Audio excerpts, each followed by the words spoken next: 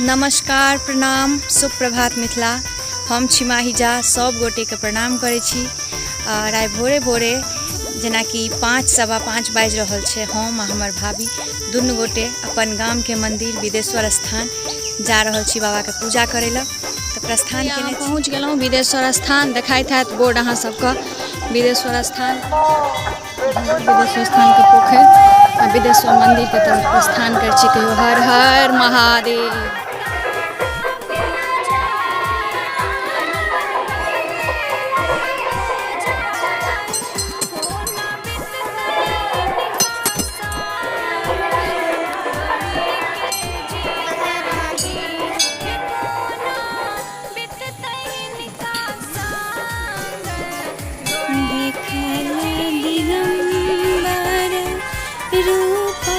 महादेव विदेश्वर धाम के दर्शन करो, प्रणाम करो। हर हर महादेव।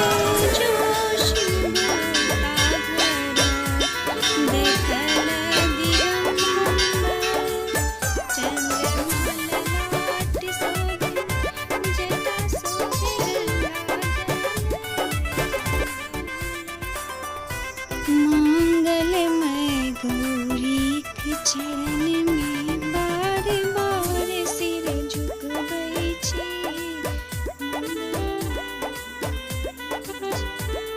गोटे प्रेम से कहियो बाबा विदेश्वर नाथ की जय।